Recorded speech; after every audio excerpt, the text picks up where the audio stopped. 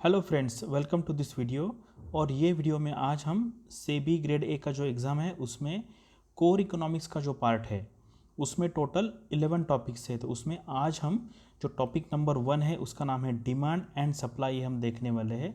Actually ये core जो topic है वो बाकी कौन से भी एग्ज़ाम में नहीं आते, लेकिन सेबी में उन्होंने इस बार ये टॉपिक इंक्लूड किया हुआ है और ये काफ़ी डीप है। लेकिन ये वीडियो में मैंने आपको एक इजी वे से मैंने एक्सप्लेन करने का ट्राई किया है, तो आप ये पूरा वीडियो एक बार देख लीजिए। तो इसमें मैंने जो आपको कहा कि इसमें टोटल जो 11 टॉपिक्स है वो टॉपिक है ये, मतलब demand and supply, market structure, national income, classical and Keynesian approach to determination of output and employment, consumption function. ये सारे जो टॉपिक्स है ये कोर इकोनॉमिक्स के टॉपिक है, जिसको हम कहते हैं कि जो एमए इकोनॉमिक्स का पोर्शन होता है उसमें आते हैं। बाकी सारे कोई भी एग्ज़ाम है, जैसे आप आरबीआई का एग्ज़ाम ले लो, नाबार्ड का एग्ज़ाम ले लो, वहाँ पर ये टॉपिक्स नहीं आते। स्पेसिफिकली ये टॉपिक्स आते हैं जैसे कि सेबी का जो एग्ज़ाम है वहाँ पर आएंगे, और आरबीआई में जो डीपीआर एंड डीएसआईएम है वहाँ पर भी ये जो टॉपिक है डिमांड एंड सप्लाई ये काफ़ी इंपॉर्टेंट है। और बाकी के भी टॉपिक्स है, ये 6 हो गए। फिर investment function, multiplier, accelerator, demand and supply for money, ISLM curve, inflation, Phillips curve, business cycle, ये टोटल 11 टॉपिक्स है। तो मैं एवरी टॉपिक पे यहाँ पर मेरे कोर्स में वीडियो बनाने वाला हूँ, तो ये एक जो वीडियो आप यहाँ पर देख लीजिए। तो डिमांड जो इसमें है हमारे टॉपिक में, कौन से दो पोर्शन है, एक है डिमांड एंड एक है सप्लाई। तो हम इसमें देखो क्या क्या जो मेजर टॉपिक है वो हम क्या देखने वाले हैं, सब टॉपिक कह सकते हैं आप उसको। जैसे लॉ ऑफ डिमांड है, डिमांड शेड्यूल क्या होता है, demand curve, demand function, types of demand and elasticity of demand and similar things है। ये है सप्लाई साइड में भी है, जैसे आप लॉ ऑफ सप्लाई कह सकते हैं। फिर सप्लाई शेड्यूल क्या होता है, सप्लाई कर्व क्या है, सप्लाई फंक्शन होता है, types of supply and elasticity of supply. तो ये जो elasticity of demand, elasticity of supply, ये जो दो टॉपिक्स है वो बहुत इंपॉर्टेंट है। एग्जाम में जो क्वेश्चन जनरली आते हैं वो उसी टॉपिक पे आएंगे जो इलास्टिसिटी है उस पर। तो अभी हम एक एक चीज़ पूरे बारकाई से देखेंगे, और मैं इसमें आपको पूरे ग्राफ्स भी एक्सप्लेन करूंगा कि कैसा है। अगर ये आप देखेंगे तो एग्ज़ाम में मुझे गारंटी है कि आपको 80 to 90% क्वेश्चन इस टॉपिक पे जो आए वो आप यहाँ ये वीडियो देख के सॉल्व कर सकते हो। ठीक है, तो ये है। अभी हम देखेंगे कि इफेक्टिव डिमांड क्या है। ठीक है, जनरली डिमांड और इफेक्टिव डिमांड में क्या डिफरेंस हम देखेंगे कि a buyer's desire for a product, मतलब सम क्वांटिटी है। फॉर एग्जांपल जैसे कि आप डिमांड करते हो तो you demand for some quantity in the market backed by the ability and willingness to pay for its price for a given period of time. तो ये जो है इसको कहते हैं इफेक्टिव डिमांड। ठीक है, मतलब बहुत सारे लोग हैं जिनको BMW खरीदनी है।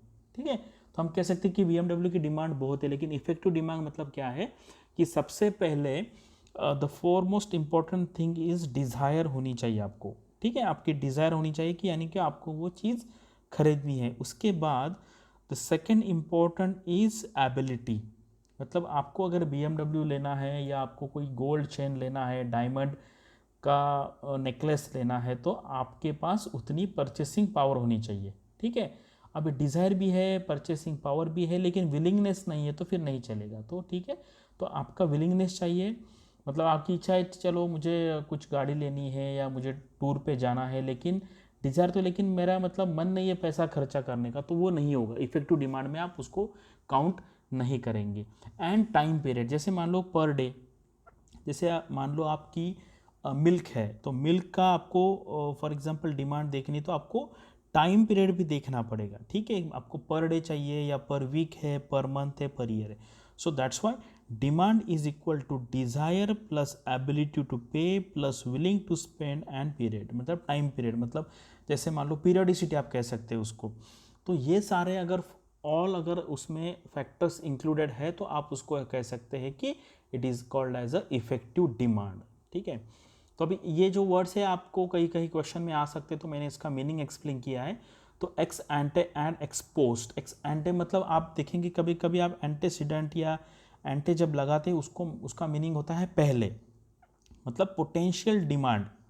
ठीक है, मतलब पोटेंशियल मतलब expected, and ex post means already purchase, तो these are the actual numbers, ठीक है, these are the actual number, और ये आप इसको कह सकते हैं प्रेडिक्शन, ठीक है, इसको कह सकते हैं आप प्रेडिक्शन, एंड ये है एक्चुअल। तो ये जो वर्ड्स है ये आपको पता होना चाहिए। अभी लॉ ऑफ डिमांड क्या है हम देखेंगे। लॉ ऑफ डिमांड आप देखो, आप सबको पता है ये, लेकिन कभी कभी क्या होता है ये सारे जार्गन्स देख के हम डर जाते हैं। तो मैंने देखा कि बहुत सारे स्टूडेंट्स ये टॉपिक छोड़ने वाले हैं, लेकिन आप वैसा मत कीजिए, ये बहुत सिंपल है। जैसे मान लो अगर आप किसी को पूछेंगे, मान लो कि सपोज मैंगोज़ का जो रेट है अभी है 100 रुपीज़ पर केजी, तो मान लो अगर उसका रेट बढ़ जाता है, जैसे मान लो 200 होगा, 300 होगा, तो जैसे जैसे प्राइस बढ़ेगी, अभी देखो ये है क्वांटिटी एंड ये है प्राइस, और जैसे मान लो कि प्राइस कम हो गई, ठीक है, प्राइस कम मतलब यहाँ से यहाँ हो गई, ठीक है, तो ये प्राइस यहाँ से यहाँ हो गई, तो ये जो डिमांड है पहले ये थी तो अब ये हो गई, ठीक है, मतलब प्राइस जैसे कम हो गई डिमांड बढ़ गई। देखो आपको ग्राफ, जो बेसिक ग्राफ है वो पढ़ते आना चाहिए, ठीक है। ये जो कभी कभी क्या होता है, जो पॉइंट होता है ना, ये पॉइंट क्या डिनोट करता है, ये है हमारा, ये एक्स कोऑर्डिनेट कहेंगे आप इसको, ठीक है, ये है एक्स और ये है वाई। तो वाई एक्सिस पे क्या है, प्राइस है, एक्स एक्सिस पे क्वांटिटी है।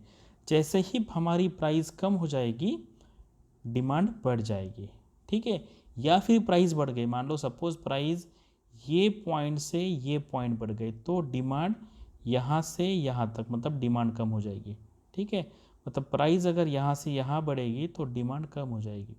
तो यही है, इसको कहते हैं law of demand. The law of demand states that the factors being constant, ये बहुत इंपॉर्टेंट है, ठीक है, अदर फैक्टर्स बीइंग कांस्टेंट, ये इसको सेट्रिस पेरिवस कहते हैं। तो ये बहुत इंपॉर्टेंट है कि बाकी के सारे जो फैक्टर्स है वो कांस्टेंट रहने चाहिए। ये कौन से फैक्टर है हम देखेंगे आगे। तो ये जो प्योरली ग्राफ है ये सिर्फ है प्राइस एंड क्वांटिटी डिमांडेड, ठीक है, ये दोनों का प्योर रिलेशनशिप है, आर इन्वर्सली रिलेटेड। इन्वर्सली में जैसे मैंने आपको बताया कि ये एक चीज़ बढ़ेगी तो दूसरी चीज़ कम हो जाएगी, उसको कहते हैं इन्वर्स रिलेशन।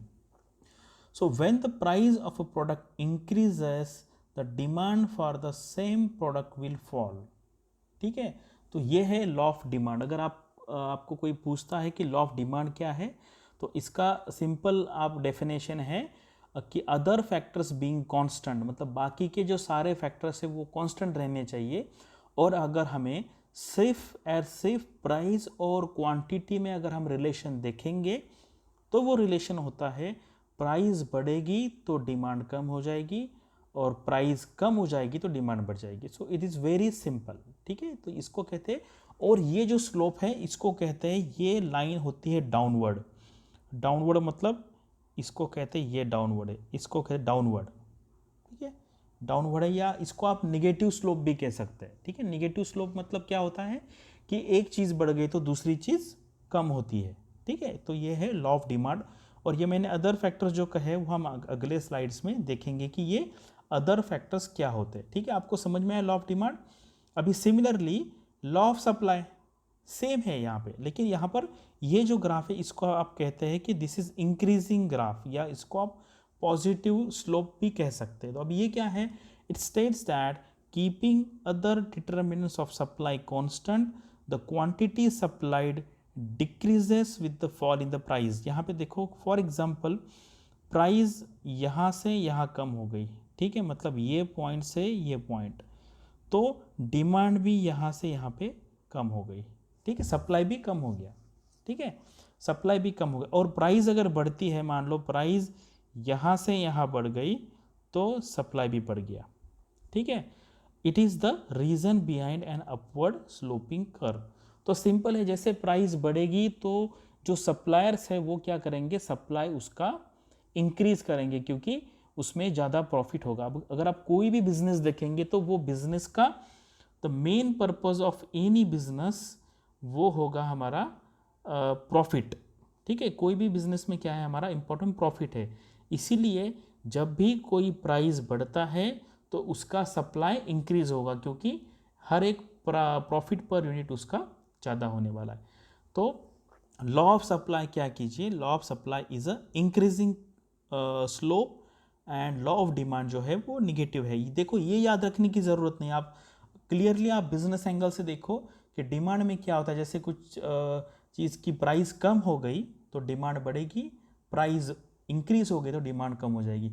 सप्लाई, आप ऐसा सोचो कि सप्लायर मतलब आप बिजनेस ओनर हो कि आप किस चीज़ का सप्लाई करते हो, तो किस चीज़ की प्राइस अगर बढ़ती है तो उसका सप्लाई ज़्यादा होगा क्योंकि उसमें ज़्यादा प्रॉफिट आ सकता है। ठीक है, तो ये हो गया हमारे law of demand and law of supply. अभी मैंने जो आपको कहा कि assumption of law of demand क्या है, मतलब उसके पीछे के अजम्पशन क्या है, taste and preferences of the consumers remains constant. तो ये बहुत इंपॉर्टेंट है, टेस्ट एंड प्रेफरेंसेस। जैसे मान लो अभी आप देख लो कि अभी जो कोविड का सिचुएशन है उसकी वजह से लोगों के प्रेफरेंसेस चेंज हो गए या उस लोगों का टेस्ट बदल गया है। जैसे पहले लोग कोई अलग ड्रिंक पीते थे, जैसे मान लो कोल्ड ड्रिंक्स में अभी कोई नया ड्रिंक आ गया, तो ये जो चीज़ है वो चेंज नहीं होगी। तो ये हम इसको कांस्टेंट पकड़ेंगे एंड सिर्फ हम प्राइस एंड डिमांड या प्राइस एंड सप्लाई में अगर आप लॉ बनाएंगे तभी वो लॉ वैलिड है, अदरवाइज ये सारी की सारी जो चीज़ें हैं वो कांस्टेंट रहनी चाहिए। इसीलिए हम इसको कहते हैं कि अजम्पशन, ये है अजम्पशन।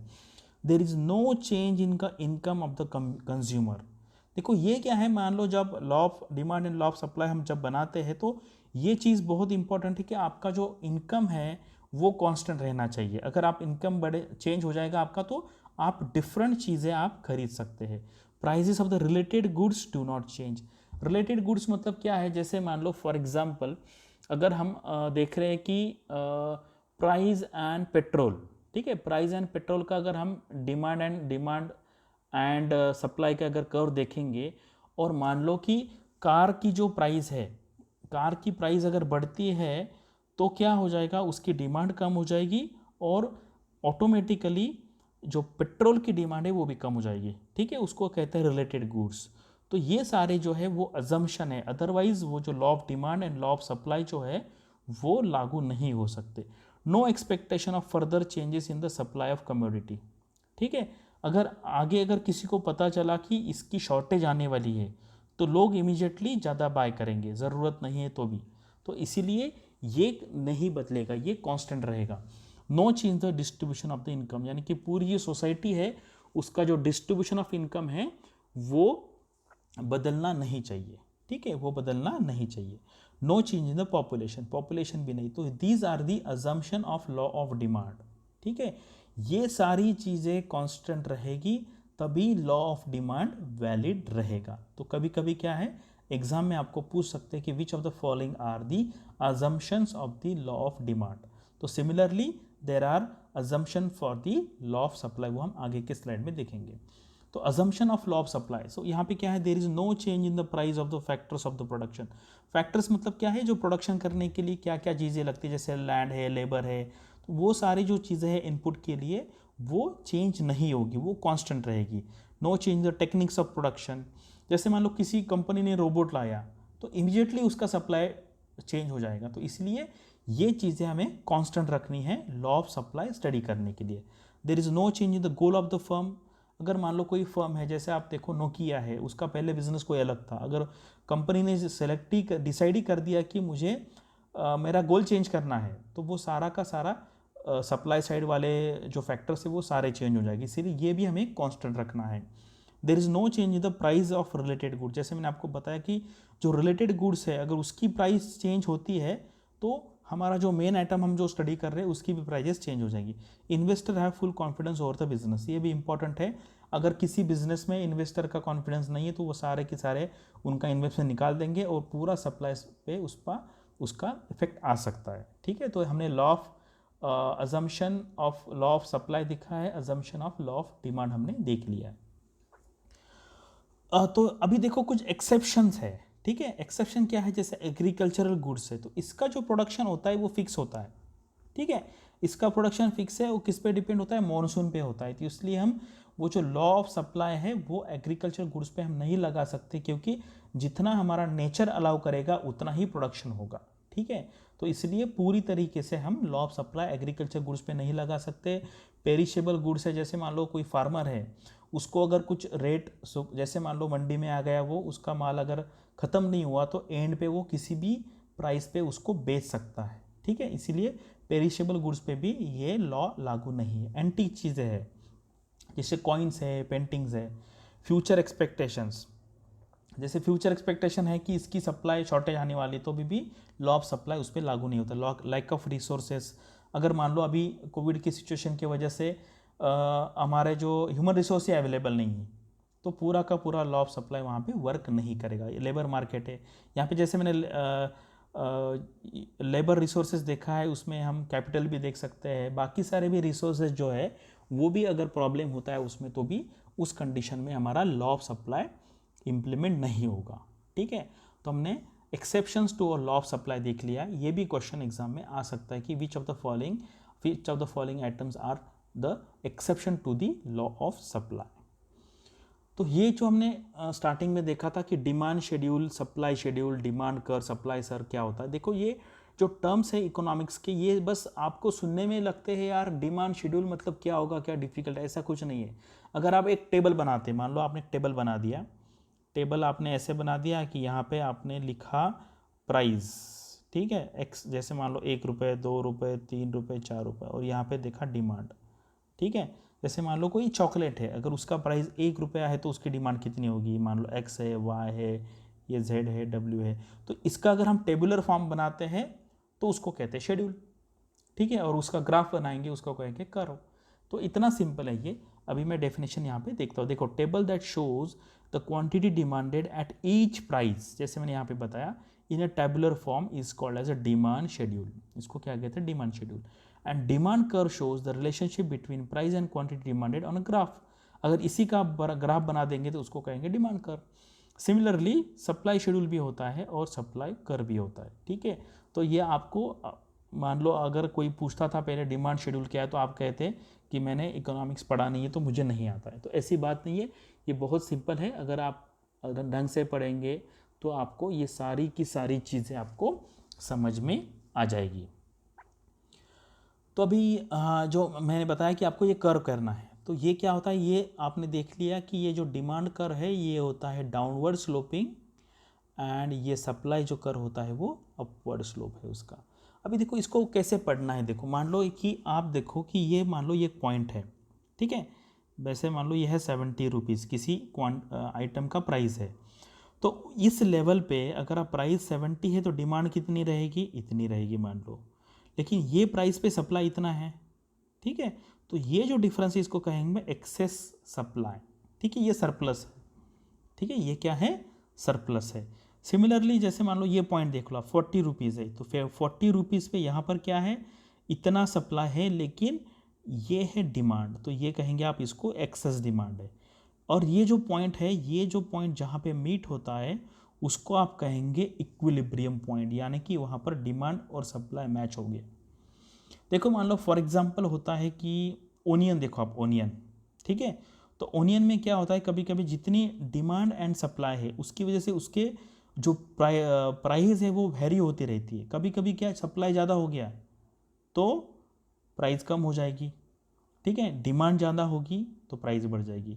तो बहुत सिंपल है। अगर आपको कोई भी पूछेगा कि किसी भी जनरली, मतलब कुछ कुछ चीज़ें इसको एक्सेप्शन होती है, जनरली कोई भी अगर आप आइटम है तो वहाँ पे आपको बस यही देखना है कि डिमांड एंड सप्लाई क्या है। जैसे मान लो फॉरेक्स है, फॉरेन एक्सचेंज है, फॉरेन एक्सचेंज में क्या है, मान लो डॉलर है, तो dollar is also a commodity.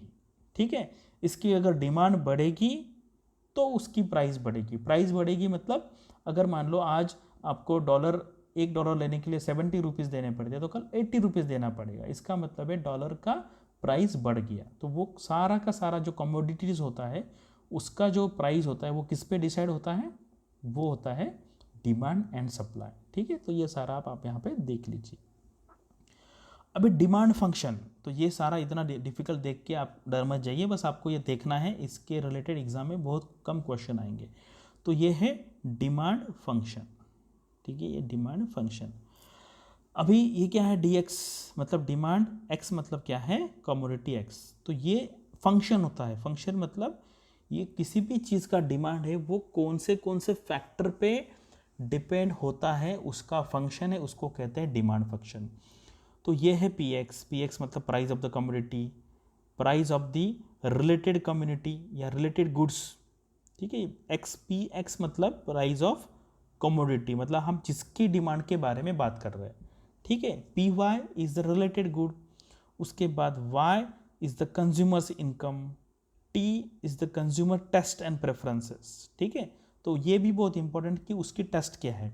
जैसे मान लो किस एरिया में कोई वेज है या नॉन वेजिटेरियन है, यहाँ पे सिर्फ वेजिटेरियन लोग हैं, तो उन वहाँ पे नॉन वेज चीज़ों की डिमांड हो ही नहीं सकती। वो क्या है, उसका टेस्ट एंड प्रेफरेंस है।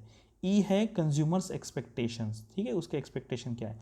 अगर आप सिर्फ ये यहाँ से यहाँ तक अगर आप देखेंगे तो आप इसको कहेंगे कि ये है डिमांड फंक्शन फॉर इंडिविजुअल, ठीक है, इंडिविजुअल के लिए। और अगर पूरा मार्केट का अगर आपको देखना है तो उसमें आपको ये सारे 3 चीज़ें ऐड करनी पड़ेगी। तो N is the size of the population, DY is the distribution of the income, मतलब सोसाइटी में इनकम का डिस्ट्रीब्यूशन कैसा है, and PC is the composition of the population, मतलब वहाँ पे यंग लोग कितने हैं, ओल्ड एज कितने हैं। तो बस आपको देखो इसमें ये सब आपको देखना है, ठीक है। ये बहुत डिफिकल्ट बिल्कुल नहीं है। 11th और 12th के जो स्टूडेंट हैं जिन्होंने इकोनॉमिक सब्जेक्ट लिया वो सारे लोग ये स्टडी करते हैं। तो आपको क्या है, देखो ये कोई भी एग्ज़ाम हो, RBI हो, सेबी हो, नाबार्ड हो, ये जो एग्ज़ाम है ये पूरा का पूरा एग्ज़ाम है, इसको कहते हैं मेंटल गेम, ठीक है। मेंटल गेम मतलब क्या, जिसने मान लिया कि ये एग्ज़ाम इजी है उसके लिए ये एग्ज़ाम इजी है, और जिसने मान लिया एग्ज़ाम डिफ़िकल्ट है वो कभी पास ही नहीं कर सकता। ये बहुत सिंपल है, आपको 2-3 बार 4 बार देखना है इसको, और बस याद रखना है कि क्या क्या होता है। मतलब जो मैंने वहाँ पे बताया आपको, क्या एक्सेप्ट उसको कहते हैं अजम्पशन जो है, तो वो सारे अजम्पशन यहाँ पर दिए हुए हैं, ठीक है। तो हम जो लॉ ऑफ डिमांड और लॉ ऑफ सप्लाई में लेते हैं वो सिर्फ हम डिमांड एंड उसका प्राइस लेते हैं, ठीक है। हम क्या करते हैं, बाकी सारी चीज़ों को हम कांस्टेंट रखते हैं, ठीक है, तभी हम वो ग्राफ स्टडी कर सकते हैं। अदरवाइज बहुत सारे अगर मल्टीपल उसमें वेरिएबल्स हो गए तो हमें वो ग्राफ जल्दी समझ में नहीं आएगा, ठीक है। तो ये है डिमांड फंक्शन। तो सिमिलरली सप्लाई फंक्शन है, तो SX कहते हैं इसको, सप्लाई ऑफ कमोडिटी X, यानी कि जिसका हम स्टडी कर रहे हैं। PX है कमोडिटी, मतलब जो हम लॉ ऑफ सप्लाई स्टडी करते हैं उसमें बस हम ये 2 चीज़ें देखते हैं, ठीक है। लॉ ऑफ सप्लाई में सिर्फ सप्लाई एंड प्राइस, ये दोनों का रिलेशन देखते हैं हम लॉ ऑफ सप्लाई में। लेकिन ये जो सप्लाई है वो पूरा फंक्शन है इतनी सारी चीज़ों का। इसमें क्या है, PX इज द, ये कमोडिटी है, इसमें G है price of the related goods, price of the related goods है। उसके बाद PF जो है यहाँ पर, हाँ sorry, price of the factors of the production, state of the technology है, T को कहेंगे आप, NF कहेंगे number of firms in the industry, ये कहेंगे business confidence expectation, and GP है गवर्नमेंट्स पॉलिसी। तो ये price of the related goods है। तो ये सारे के सारे मतलब जो फंक्शन है उस पर हमारा टोटल सप्लाई डिपेंड होता है। लेकिन जब हम लॉ ऑफ सप्लाई स्टडी करते हैं उसमें हम ये सारे चीज़ों को हम कांस्टेंट पकड़ के बस ये दोनों वेरिएबल का स्टडी करते हैं। तो आपको ये पता होना चाहिए, क्योंकि ये जब तक आपको समझेगा नहीं तब तक आप इससे रिलेटेड जो MCQs है एग्जाम में आए हुए वो आप सॉल्व नहीं कर सकते, ठीक है। तो ये बैकग्राउंड हमें पता होना चाहिए। तो shift in the demand curve, देखो क्या होता है, जैसे मान लो आप ये एक ग्राफ है, ठीक है, ये ग्राफ है, आप मान लो इसको पकड़ लो, ये है हमारा डिमांड कर्व, ठीक है। तो जैसे यहाँ पे हमारा प्राइस है और यहाँ पे हमारा ये जो डिमांड है, तो हम प्राइस और ये अगर चेंज करेंगे तो हम ये ग्राफ पे आगे पीछे मूव कर सकते, ठीक है। लेकिन हमने जो बाकी जो सारी चीज़ें देखी है कि other things, other factors being constant, अगर ये अदर फैक्टर्स चेंज होते हैं तो हमारा डिमांड कर्व जो है वो शिफ्ट होगा राइट साइड में या लेफ्ट साइड में। इसको कहते हैं राइट साइड शिफ्ट, इसको कहते हैं लेफ्ट साइड शिफ्ट, ठीक है। तो movement along the demand curve या फिर शिफ्टिंग, ये 2 बहुत इंपॉर्टेंट चीज़ें हैं। तो demand curve is drawn to show the relationship between price and the quantity, यहाँ पे मैंने बताया price and the quantity demanded of a commodity, assuming all other factors being constant, ठीक है। तो ये बहुत इंपॉर्टेंट है, अदर फैक्टर्स कांस्टेंट है। जैसे मान लो कि आपके शहर में कुछ सप्लाई होता है, लेकिन इमीडिएटली 4-5 कंपनीज अगर वहाँ पे आ गई नहीं, तो सारा का सारा सप्लाई या डिमांड की इक्वेशन चेंज हो जाएगी। लेकिन जब हम स्टडी करेंगे तो हम स्टडी पर्पस के लिए जो अदर फैक्टर्स है जो हमने प्रीवियस स्लाइड में देखे उसको हम कांस्टेंट रखेंगे। However other factors are bound to change sooner or later. A change in one of the other factor shifts the demand curve. जैसे मैंने आपको बताया कि अगर कुछ भी है, जैसे मान लो लोगों का प्रेफरेंस चेंज हो गया, जैसे मान लो कुछ रीज़न, किसी रीज़न की वजह से लोगों ने ऐसा डिसाइड किया कि हमें वेजिटेरियन होना है या नॉन वेजिटेरियन होना है, यानी कि लोगों की टेस्ट अगर बदल गई तो सारा का सारा जो डिमांड कर्व भी है वो शिफ्ट हो सकता है। ठीक है, तो इसीलिए हम जब स्टडी करते हैं डिमांड कर्व तो हमें अदर फैक्टर्स कांस्टेंट रखने पड़ते हैं, लेकिन वो सिर्फ स्टडी पर्पस के लिए। लेकिन एक्चुअल में ये जो अदर फैक्टर्स है वो कांस्टेंट होते रहते हैं, इसीलिए हमें डिमांड कर्व जो है वो शिफ्ट होते रहता है। ठीक है, डिमांड कर्व।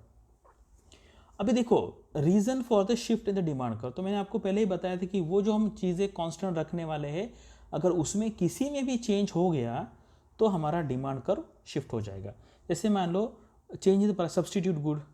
ठीक है, substitute good and complementary good. Substitute good मतलब कॉफ़ी है, टी एंड कॉफ़ी। ठीक है, हम क्या कहते हैं, कुछ लोग टी है, टी लेते हैं, मान लो किसी लोगों को चाय अच्छी लगती है, कुछ लोगों को कॉफ़ी। अगर चाय के प्राइसेस बहुत बढ़ गए तो हम कॉफ़ी पे शिफ्ट हो सकते हैं। ठीक है, और कॉम्प्लीमेंट्री गुड क्या होता है, कॉम्प्लीमेंट्री गुड मतलब है जैसे मान लो आप कार एंड पेट्रोल है, जैसे मान लो पेट्रोल के प्राइसेस बहुत बढ़ गए, मान लो 500 रुपये लीटर हो गया, तो लोग सोचेंगे कि फिर हमें अभी कार नहीं लेनी है। तो इसीलिए अगर कॉम्प्लीमेंट्री गुड्स के प्राइजेस चेंज होते हैं या फिर सब्स्टिट्यूट गुड के प्राइस चेंज होते हैं तो हमारा डिमांड कर्व जो है वो शिफ्ट होगा।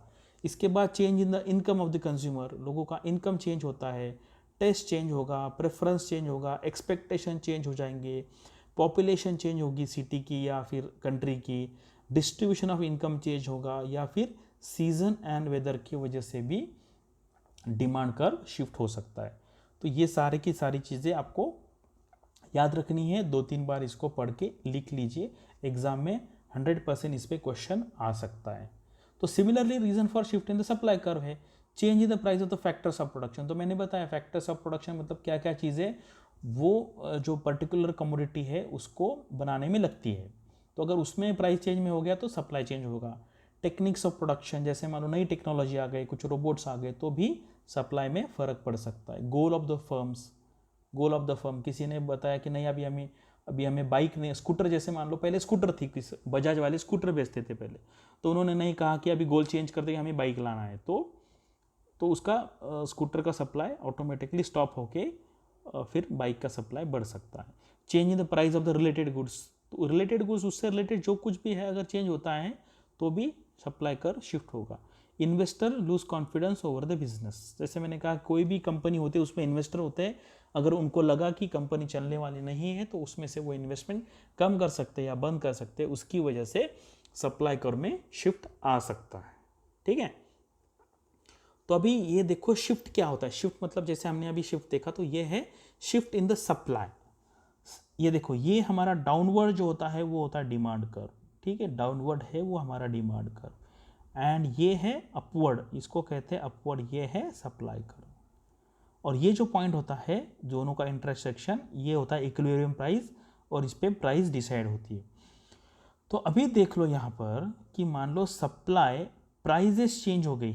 ठीक है, प्राइस अगर चेंज होती है, प्राइस अगर चेंज होती है तो सप्लाई चेंज हो जाएगा। ठीक है, सप्लाई चेंज हो जाएगा यहाँ पे, यानी कि शिफ्ट हो जाएगा। तो ये शिफ्ट हो गया तो ये नया इक्विलिब्रियम है। तो इसलिए यहाँ पे देखो क्या बताया है, you can see an increase in supply will cause the price to decline and quantity to rise. ठीक है, तो सप्लाई कर अगर शिफ्ट होता है, सप्लाई कर अगर शिफ्ट होता है तो प्राइस कम हो जाएगी एंड सप्लाई बढ़ जाएगा। ठीक है, सप्लाई यहाँ पे बढ़ जाएगा। तो आपको बस यही देखना है, कभी भी एग्जाम में अगर क्वेश्चन आते हैं ना तो आपको पहले ये डिमांड एंड सप्लाई के कर्व आपको देखना है। जैसे मान लो सप्लाई कर्व शिफ्ट हो गया तो इसको कहते हैं अपवर्ड शिफ्ट। ठीक है, इसको कहते हैं अपवर्ड शिफ्ट। देखो अगर यहाँ से यहाँ जाता है ना तो इसको दो एंगल से देख सकते हैं। देखो इसको लेफ्टवर्ड भी कह सकते हैं, यहाँ से लेफ्ट गया, और आप इसको ऐसा ऐसा भी दिखा सकते हैं, यानी कि अपवर्ड हो गया। तो सप्लाई कर अगर शिफ्ट हो गया अपवर्ड तो हमारी प्राइस बढ़ जाएगी, प्राइस बढ़ जाएगी यहाँ से यहाँ तक, और आपको पता है प्राइस बढ़ेगी तो ये जो क्वांटिटी है यहाँ पे कम हो गई। ठीक है, शिफ्ट इन दी सप्लाई कर के वजह से। आपको यहाँ पे ये याद नहीं रखना है, आपको बस ये ग्राफ निकल के स्टडी करना है। अगर आपको यहाँ पे क्लियरली पता चल जाएगा, देखो यहाँ से यहाँ जा रहा है, ये पॉइंट पहले यहाँ पे है, प्राइस मान लो यहाँ पे बढ़ गया तो शिफ्ट हमने यहाँ से ऊपर किया। ठीक है, एग्जाम में क्या पूछेंगे, suppose if the supply curve shifts upward then which of the following things will happen. तो अगर आप ऐसा पहले ये डिमांड कर्व निकालेंगे डाउनवर्ड, पहले आप ये सप्लाई निकालेंगे और ये शिफ्ट हो गया, तो आप देखेंगे कि प्राइस हो गई बढ़ गई और ये क्वांटिटी जो है वो कम हो गई। तो supply decreases thus causing increase in the price and decrease in the quantity। ठीक है, तो यहाँ पर आपको ये बिल्कुल ही याद नहीं रखना है। ये जो ग्राफिकल अंडरस्टैंडिंग है, अगर आप याद रखने का ट्राई करेंगे तो आप कंफ्यूजन हो जाएगा। अभी हम आगे भी देखते हैं, जैसे मान लो देखो ये shift in the demand curve, अभी आपने क्या निकाला, देखो ये है हमारा सप्लाई कर्व। ठीक है, सप्लाई कर्व ऐसा है, ये सप्लाई कर्व है। ठीक है, अभी हमारा डिमांड कर्व, इसको कहते हैं राइट शिफ्ट। ठीक है, आप इसको ऐसा अपवर्ड भी कह सकते हैं, लेकिन जनरली इसको कहते हैं राइट शिफ्ट। यहाँ से डिमांड कर्व हो गया शिफ्ट राइट वर्ड, तो क्या होता है, हमारा प्राइस हमारी बढ़ेगी एंड हमारी क्वांटिटी भी बढ़ेगी। Graph 3 shows increase in the demand resulting both higher price and higher quantity. ठीक है, तो ये जैसे कि मान लो आपने ये बना लिया ना, आपको क्लियरली समझ में आ जाएगा। बस आपको ग्राफ बनाना है, पहले ये सप्लाई बना दिया, पहले यहाँ पे आपने डिमांड कर्व बना दिया, डिमांड की डाउनवर्ड स्लोपिंग लाइन, और इसको अगर आपने शिफ्ट किया तो ये ऑटोमेटिकली ये पॉइंट यहाँ से जाएगा और यहाँ जाएगा, मतलब आपकी प्राइस भी इंक्रीज हो गई और यहाँ पे आपकी क्वांटिटी भी इंक्रीज हो गई। सिमिलरली ये पहले आपने सप्लाई लाइन बनाया, ये डिमांड पहला कर्व था और ये सप्लाई कर्व, जैसे ही ये इसको कहेंगे आप लेफ्टवर्ड शिफ्ट हो गया, लेफ्टवर्ड शिफ्ट होने के बाद आपका प्राइस यहाँ से यहाँ आ गया। ठीक है, तो आपकी प्राइस भी कम हो गई और आपकी क्वांटिटी भी कम हो गई। तो graph 4 demand decreases lowering both price and the quantity. ठीक है, both price and the quantity. तो लेफ्टवर्ड शिफ्ट मतलब डिक्रीज है, ठीक है, राइटवर्ड शिफ्ट मतलब इंक्रीज है। डिमांड इंक्रीज हो गया, किस वजह से इंक्रीज हो गया, देखो moment along the demand curve and shift, ये दोनों में फर्क है। ठीक है, कर्व डिमांड कर्व या सप्लाई कर्व शिफ्ट कब होता है, जब जो हम चीजें पहले देखी है कि जो कांस्टेंट रखनी थी अगर उसमें चेंज आया तो ही हमारा demand and supply curve shift होता है। ठीक है, shifting of the curve and the moment along this curve, ये दोनों चीजें डिफरेंट है। ठीक है, अभी हम देखते हैं कि आगे के इसमें कॉम्प्लिकेट थोड़ा सा, वो उसमें दोनों चेंज होता है। अभी यहां पर देख लीजिए कि ये क्या है, ये देखो ये है हमारा पहला डिमांड, पहले यहां ऐसा था फिर ऐसा था। ठीक है, बराबर है। अभी क्या है, हमने डिमांड कर्व को लेफ्टवर्ड शिफ्ट कर दिया। ठीक है, डिमांड कर्व लेफ्टवर्ड शिफ्ट किया एंड सप्लाई कर्व जो है वो हमने डाउनवर्ड शिफ्ट कर दिया। तो पहले पॉइंट ये था, अभी ये पॉइंट आया। अभी देखो इसकी वजह से क्या होता है, प्राइस कम हो गई, डेफिनेटली प्राइस कम हो गई, प्राइस यहां से यहां आ गई, लेकिन यहां पर जो क्वांटिटी सप्लाइड है वो सेम है। इसको क्वेश्चन मार्क इसलिए किया है, वो डिपेंड रहेगा कि आपका डिमांड एंड सप्लाई कर्व कितने क्वांटिटी से शिफ्ट हुआ है। ठीक है, कितने क्वांटिटी से शिफ्ट हुआ है।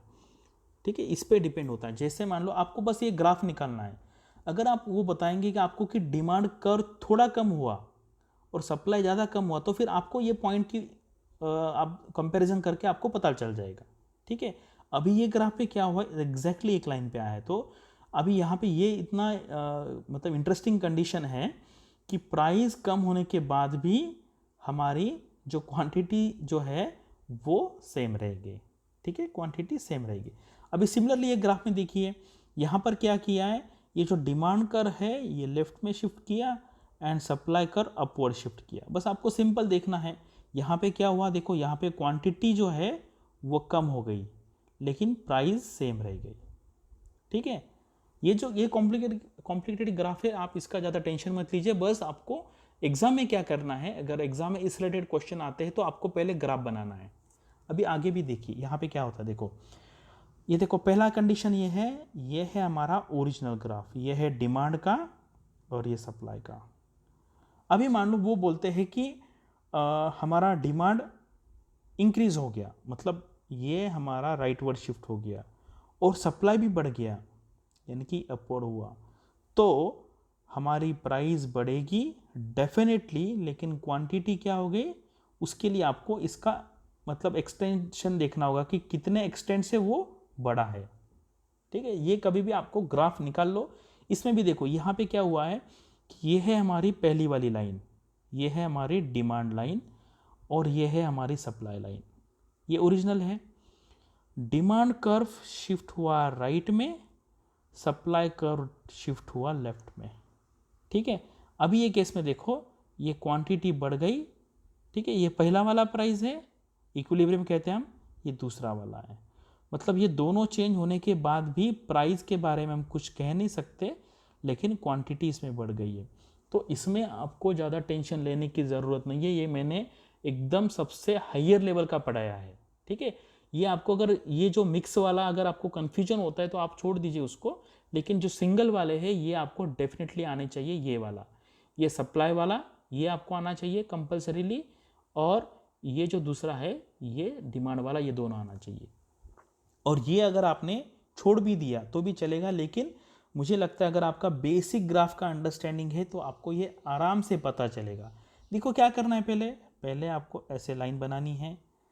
पहले आपको एक डिमांड लाइन है, ये सप्लाई लाइन है और ये डिमांड लाइन है, ये है हमारा इक्विलिब्रियम।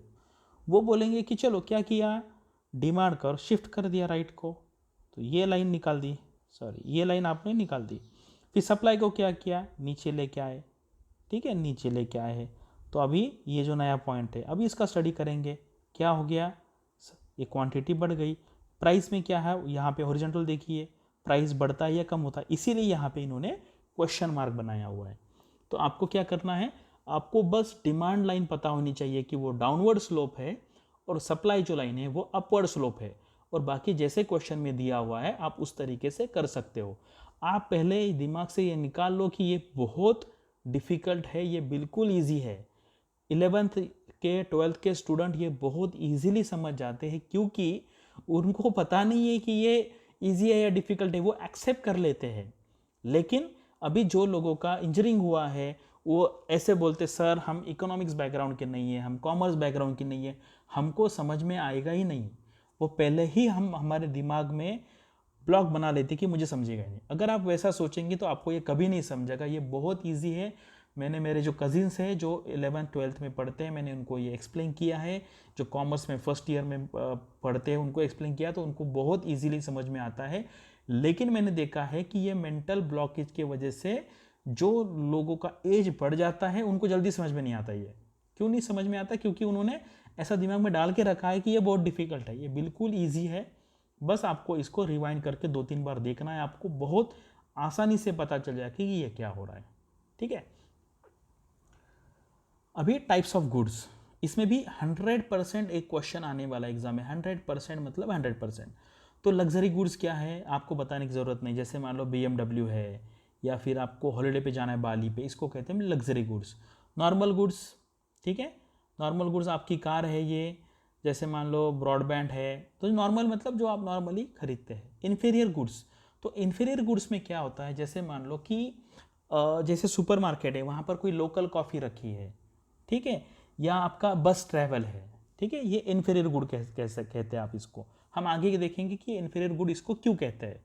कॉम्प्लीमेंट्री गुड्स, तो मैंने आपको कहा कि जो साथ में यूज़ करते हैं, जैसे मान लो पहले टीवी एंड DVD प्लेयर है, तो ये पहले साथ में यूज़ करते थे।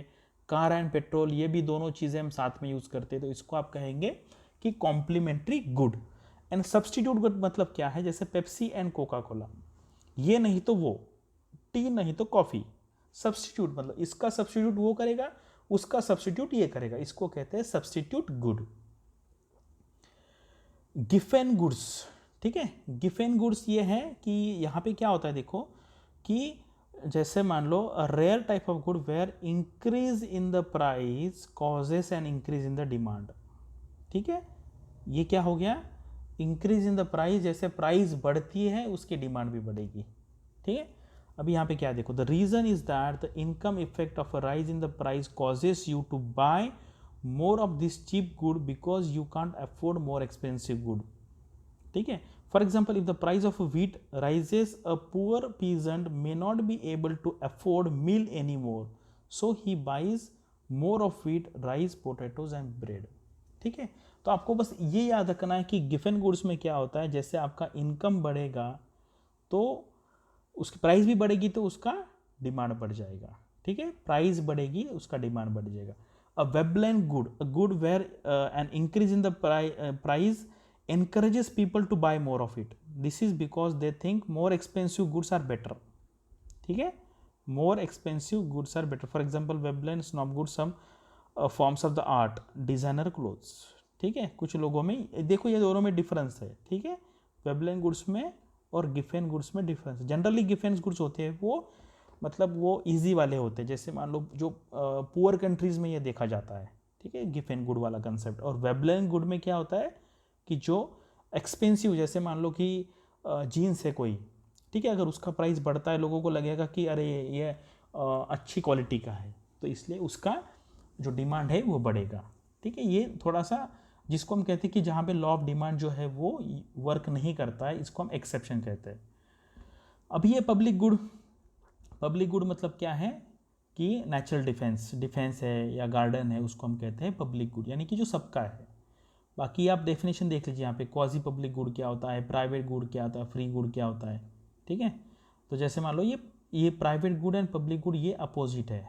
ठीक है, एक दूसरे का ये अपोजिट है, तो ये ज़्यादा इंपॉर्टेंट नहीं है। जो गुड्स में गिफेन गुड्स, वेबलेन, उसके बाद कॉम्प्लीमेंट्री, सब्स्टिट्यूट, ये इंपॉर्टेंट कैटेगरीज है। तो बाकी मैंने ये पूरा डेफिनेशन यहाँ पे दे दिया है।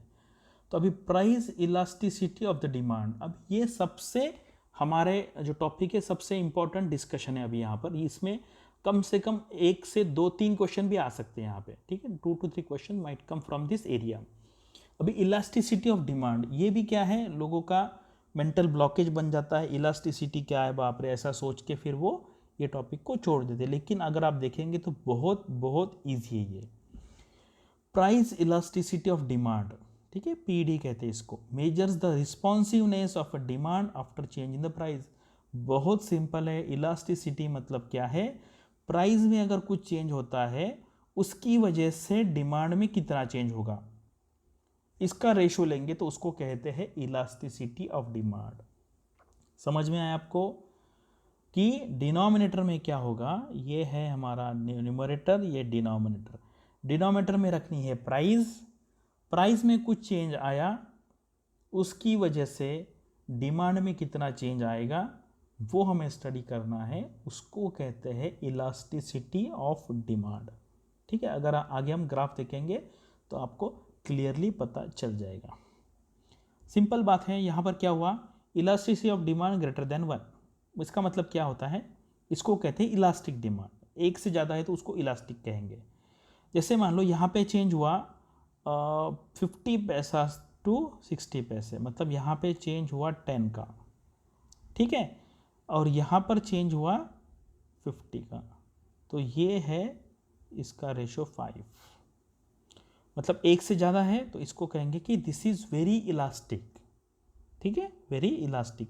और आपको पता है ये क्या है, डिमांड कर्व है। डिमांड कर्व मतलब क्या होता है, वो डाउनवर्ड स्लोपिंग होता है। ठीक है, downward sloping. Percentage change in the price, percentage change in the price, यहाँ पे 50 to 60। ठीक है, यहाँ पे अगर आप देखेंगे ये तो ये हो गया 20%। ठीक है, परसेंटेज 50 to 60 हुआ, मतलब 10 divide by 50 is equal to ये है 20%। ठीक है, 20% change. And 100 to 50 this is 50%, तो ये आंसर आएगा 2.5। एक से ज़्यादा है वह उसको कहते हैं आप इलास्टिक है। इलास्टिक है मतलब यहाँ पर प्राइस में एक का चेंज आया तो यहाँ पर 2.5 का चेंज आता है। सिंपल इसकी मीनिंग ये है, ठीक है। इसको कहते हैं इलास्टिक डिमांड। ये हो गया इलास्टिक। अभी ये है in elastic demand. In elastic मतलब क्या है कि प्राइस का जो चेंज है वो 40% है, 10 to 15, 10 to 40 का 40% है, लेकिन डिमांड में कम चेंज आया, 10% ही आया, ठीक है। तो आप इसको कहेंगे 10 डिवाइड बाय 40, तो ये हो गया 0.4। 0.4 एक से कम है, इसको कहते हैं इन इलास्टिक डिमांड, ठीक है। इसको कहते हैं इन इलास्टिक डिमांड। बहुत सिंपल है, एक से ज़्यादा हो गया इलास्टिक डिमांड। और आपको देख के ही पता चलेगा इलास्टिक डिमांड मतलब क्या है। यहाँ पर यूनिट चेंज होता है, यूनिट मतलब एक चेंज होता है, तो यहाँ पर एक से ज़्यादा का फर्क आता है। जैसे ये एक से बढ़ गया, ऊपर बढ़ गया 2.5 से, इसको कहेंगे इलास्टिक। और यहाँ पर ये परसेंटेज चेंज अगर एक है तो यहाँ पर 0.4 का चेंज आता है, ठीक है। इसको कहेंगे इन इलास्टिक डिमांड, जहाँ पर एक से कम का रेशो आता है। अभी देखो ये परफेक्टली इलास्टिक, परफेक्टली इलास्टिक। अब देखो सिंपल बात है, कैसे याद रखना है मैं आपको बताता हूँ। जैसे मान लो आपने इलास्टिक लिया और आपको इसको दोनों साइड से आप इसको खींचते हैं, तो ये ऐसे हॉरिजॉन्टल एक्सपांड हो जाएगा, ठीक है। तो बस आपको वही याद रखना है। इलास्टिक का मतलब है हॉरिजॉन्टल लाइन, इलास्टिक का मतलब है हॉरिजॉन्टल लाइन, और इसका अपोजिट है इन इलास्टिक। परफेक्टली इलास्टिक मतलब horizontal line, and perfectly in elastic मतलब वर्टिकल लाइन। देखो पूरा ये अंडरस्टैंडिंग है ना, ये पूरा का पूरा ग्राफ बेस्ड है। अभी आपको पता चलेगा कि अगर हॉरिजॉन्टल लाइन है, परफेक्टली हॉरिजॉन्टल लाइन है, इसका मतलब है कि आप प्राइस में कुछ चेंज नहीं है, तभी भी क्वांटिटी में ज़्यादा चेंज हो जाएगा। If quantity demand changes and price remains constant, मतलब क्वांटिटी कितनी भी चेंज हो जाए प्राइस चेंज नहीं होगी, इसको कहते हैं इलास्टिक डिमांड। और इलास्टिक मतलब आप हॉरिजॉन्टल है तो आप इसको ऐसा भी याद रखो कि ये है हमारा इनफाइनाइट, ठीक है।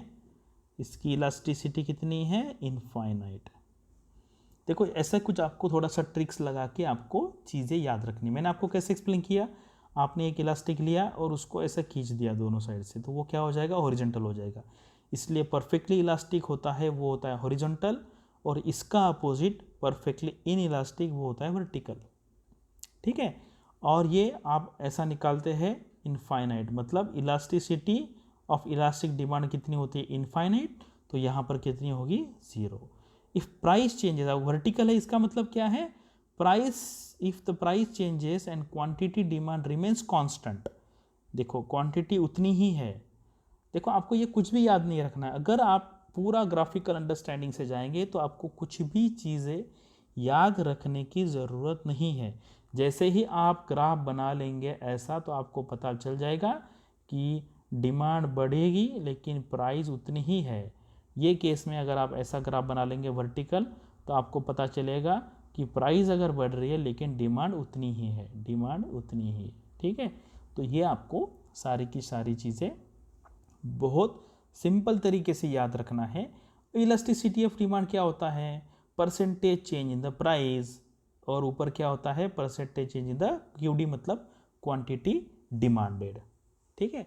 तो ये ग्राफिकल अंडरस्टैंडिंग, इसीलिए मैंने हेडिंग में दिया है कि अगर जब तक आपको ग्राफ समझ में नहीं आएंगे आपको ये समझना मुश्किल हो जाएगा, ठीक है। और मैंने ये आपको बताया भी है कि कैसे इसको याद रखना है। यूनिटरी इलास्टिक, यूनिटरी मतलब बहुत सिंपल है, यूनिट मतलब इसका आंसर आएगा 1, मतलब जितना चेंज प्राइस में होगा उतना ही चेंज क्वांटिटी डिमांडेड में होगा। यानी कि ये चेंज यहाँ से यहाँ का और यहाँ से यहाँ का ये परफेक्टली सेम है, तो इसको कहेंगे हम इलास्टिसिटी जो है वो कितनी है, 1 है, यानी कि यूनिटरी इलास्टिक डिमांड, ठीक है, यूनिटरी इलास्टिक डिमांड। अभी यहाँ पर देखो ये पूरा टेबल में मैंने एक्सप्लेन किया है। जैसे मान लो परफेक्टली इलास्टिक, परफेक्टली इलास्टिक मैंने आपको बताया था, परफेक्टली इलास्टिक हॉरिजॉन्टल होता है और उसकी इलास्टिसिटी होती है इनफाइनाइट। इसका opposite perfectly inelastic. Perfectly inelastic मतलब यह है ज़ीरो। ये स्लोप क्या है? वर्टिकल है। ये क्या है? हॉरिजॉन्टल है। ठीक है। यूनिटरी मतलब दोनों सेम है। यूनिटरी मतलब जहाँ पर जितना चेंज होगा उतना ही चेंज प्राइस में होगा, उतना ही चेंज क्वांटिटी डिमांडेड में होगा। Elastic supply. इलास्टिक सप्लाई मतलब क्या है? एक से ज़्यादा वैल्यू होती है। परफेक्टली इलास्टिक मतलब वो पूरा हॉरिजॉन्टल लाइन हो जाएगा। इन इलास्टिक सप्लाई मतलब एक से कम है। तो ये पूरा अगर आप ग्राफ देख लो तो ये पूरा अंडरस्टैंडिंग ग्राफ बेस्ड अंडरस्टैंडिंग है आपका। जितना आपका ग्राफ का अंडरस्टैंडिंग अच्छा होगा उतनी आपको ये सारी की सारी चीज़ें बहुत इजीली समझ में आ जाएगी। ठीक है। Price elasticity of supply similar है, मतलब जैसे कि हमने डिमांड वाला देखा वैसे ही सप्लाई है, बस इसमें क्या है? सप्लाई कर हमारा क्या होता है? वो होता है राइटवर्ड। उसका स्लोप क्या होता है? पॉजिटिव होता है। ठीक है। तो ये वर्टिकल लाइन है, ये परफेक्टली इलास्टिक है, ये परफेक्टली इनइलास्टिक है, ये यूनिटरी है। ठीक है। एक से ज़्यादा मतलब इलास्टिक है, एक से कम मतलब इनइलास्टिक है। बस ये पूरा आप टेबल देख लेंगे तो ये पूरा जो टेबल है हमारा ये पूरे टॉपिक का जिस्ट है। ठीक है। Cross elasticity of demand. Cross elasticity मतलब क्या है? जैसे मान लो टू गुड्स है एक्स और वाई, तो यहाँ पर रहेगा डिनोमिनेटर में percentage change in the price of Y, इससे percentage change in the quantity of Y, मतलब डिमांड में कितना फर्क आएगा। मतलब एक चीज़ की प्राइस से दूसरी चीज़ के डिमांड में क्या फ़र्क आएगा, इसको कहते हैं क्रॉस इलास्टिसिटी ऑफ डिमांड। ठीक है। ये फॉर्मूला मत देखिए यहाँ पे। ठीक है। परसेंटेज चेंज, बस आपको परसेंटेज चेंज देखना। जैसे मान लो एक्स की प्राइस 1 से 2 होती है तो इसकी डिमांड 10 से 20 हो गई, तो इसका रेशो देखना है आपको। बस ये बस मैंने फार्मूला के लिए दिया, लेकिन आपको ये देख के डर नहीं जाना है। ठीक है। डेल्टा का मतलब क्या होता है? चेंज होता है। तो ये बहुत सिंपल है। क्रॉस इलास्टिसिटी मतलब क्या? एक चीज़ की प्राइस से दूसरी चीज़ के डिमांड पे क्या फ़र्क आता है, इसको कहते हैं क्रॉस इलास्टिसिटी। ठीक है। Income elasticity of demand. पहले हमने प्राइस देखा, बराबर है। अभी हम देखते हैं इनकम। अभी देखो इनकम क्या होता है, जैसे आपको बहुत सिंपल पता चल जाएगा। देखो इनकम बढ़ेगा, डिमांड बढ़ेगा, बराबर है। इनकम और डिमांड में क्या है? पॉजिटिव रिलेशन है। क्या रिलेशन है? Positive relation. अभी देखो यहाँ पर क्या होता है? दो चीज़ें हैं। अभी जैसे मान लो ये है हमारा सुपीरियर गुड। ठीक है। सुपीरियर गुड, उसकी जैसी प्राइस बढ़ेगी उसकी डिमांड भी बढ़ेगी। अभी देखो यहाँ पे क्या दिया हुआ, income elasticity of demand refers to the sensitivity of the quantity demanded for a certain good to a change in real income of the consumers who buy this good keep all other things constant. देखो कोई भी graph आपको study करने के लिए ना, जो variable है वो वेरिएबल छोड़ के बाकी सारे वेरिएबल हमें कांस्टेंट करने पड़ते हैं। अभी ये जो इन्फीरियर गुड्स है, जैसे मान लो सोप लिया आपने, सोप, ठीक है, तो सिंपल वाला सोप है, उसको क्या है आप चीप सोप। अगर आपका इनकम बढ़ता है, ठीक है, अगर आपका इनकम बढ़ता है तो उसका डिमांड कम हो जाएगा। जैसे मान लो पहले कुछ लोग पुअर है तो वो क्या करेंगे, कोई आप XYZ साबुन ले लो कि वो मतलब 10 रुपये का एक मिलता है, लेकिन अगर वो आदमी का इनकम बढ़ेगा तो वो अच्छा क्वालिटी वाला दूसरा साबुन लेगा, वो ये नहीं लेगा। इसलिए ये जो इन्फीरियर गुड्स होते हैं उसका जो ये होता है इनकम एंड क्वांटिटी डिमांडेड का वो जो ग्राफ होता है वो डाउनवर्ड होता है। तो आपको मैं आपको बताता हूँ, आपको कोई भी चीज़ याद नहीं रखनी है, आपको एक बिजनेस एंगल से सोचना है कि मान लो आप कंज्यूमर हो या आप सप्लायर हो तो इकोनॉमी में क्या होगा। ठीक है, इकोनॉमी में क्या होगा, उस वजह से नॉर्मल अगर आप देखेंगे इनकम एंड क्वांटिटी उसका ग्राफ होता है अपवर्ड स्लोपिंग, लेकिन जो कुछ गुड्स होते हैं जो सस्ते होते हैं उसका ग्राफ डाउनवर्ड होता है। इनकम बढ़ेगा तो उसकी डिमांड कम हो जाएगी, दूसरी चीज़ों की डिमांड बढ़ेगी। ठीक है। तो इनकम इलास्टिसिटी मैंने बताया, देखो निगेटिव होता है, ये जो है ना ये निगेटिव है, तो ये जो है ना इसको कहते हैं निगेटिव, ये निगेटिव है, ये पॉजिटिव है। अब यहाँ पे देखो कि income elasticity of demand, a measure of how demand for a product changes when people's income changes. Negative कब होता है? निगेटिव मतलब ऐसा, मतलब इनकम बढ़ेगा लेकिन डिमांड उसकी कम हो जाएगी। ऐसे कब होता है? चीप कार्स के बारे में होता है। When income increases I stop buying the cheap car. ठीक है, मतलब उसका डिमांड कम हो जाएगा, वो दूसरे इस पे शिफ्ट हो जाएंगे। पॉजिटिव क्या है? लग्जरी गुड्स पे है। फॉर एग्जांपल इनकम बढ़ेगा उसका, तो जैसे मान लो ब्रांडेड वॉच है, अगर इनकम बढ़ेगा तो उसकी डिमांड बढ़ेगी। ठीक है, और जीरो, यहाँ पे जीरो होता है मतलब इनकम से कोई फर्क नहीं पड़ेगा। जैसे मान लो सॉल्ट है, आपका इनकम कितना भी हो, महीने में 1000 हो, 10,000, 1,00,000 हो, आप उतना ही सॉल्ट लेने वाले हैं। ठीक है, तो कभी कभी ये भी बहुत इंपॉर्टेंट टॉपिक है जिसपे एग्जाम में क्वेश्चन आ सकता है। ये हाई इलास्टिक है, यहाँ पे देखो सिंपल होता है। जीरो इलास्टिक, ये जीरो इलास्टिक वर्टिकल लाइन। ठीक है, जीरो इलास्टिक।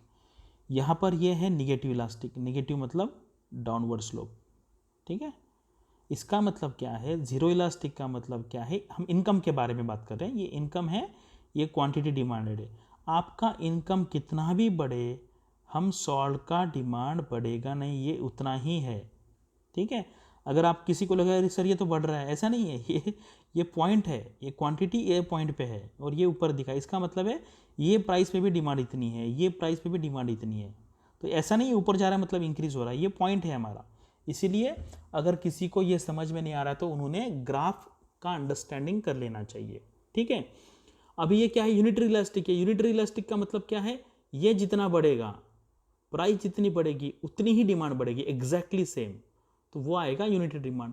लो इलास्टिक, ठीक है, लो इलास्टिक मतलब प्राइस ज़्यादा बढ़ेगी, डिमांड कम बढ़ेगी। और यहाँ पे हाई इलास्टिक मतलब यहाँ पे प्राइस इनकम थोड़ा बढ़ेगा तो भी डिमांड ज़्यादा बढ़ेगा। ठीक है, तो ये जो सारे कर्व्स हैं, ये आपको एक बार आपको कंसेप्ट समझ में आ जाए तो आप किसी भी इसका ग्राफ बना के आपका अंडरस्टैंडिंग बढ़ा सकते हो। तो मैंने अभी इसके ये जो सारा वीडियो बनाया हुआ है, ये वीडियो देख के आपको डिमांड और सप्लाई के मेरे हिसाब से 80 to 90% क्वेश्चन आप किसी भी एग्जाम में आए हो सॉल्व कर सकते हो। DAPR वाले भी सॉल्व कर सकते हैं, DSIM वाले, MA इकोनॉमिक्स का जो नेट होता है वो भी, और सेबी के एग्जाम में जो क्वेश्चन आएंगे वो भी आप ये वीडियो देख के सारे के सारे मतलब 80 to 90% क्वेश्चन आप यहाँ पे सॉल्व कर सकते हो। और जो टॉपिक मैंने इसमें नहीं लिए हैं वो मैं मेरे जो टेस्ट सीरीज़ है कोर्स का उसमें मैं इंक्लूड करने वाला हूँ। तो आप एक बार 2-3 बार ये वीडियो देख लीजिए कंप्लीटली, तो आपको पूरी की पूरी चीज़ें समझ में आ जाएगी। अगर ये आपको ग्राफ समझ में नहीं आ रहे तो आप एक ग्राफ का कोई भी एक बेसिक बुक में या आप यूट्यूब पे डाल के how to read a graph, वो एक वीडियो देख लीजिए तो आपको ये सारा का सारा पता चल जाएगा। तो थैंक यू वेरी मच। तो अभी मैं आप इस पे जो आपके डाउट्स हैं वो कमेंट्स में आप डालिए तो मैं आपका उसका आंसर दे दूंगा। Thank you very much.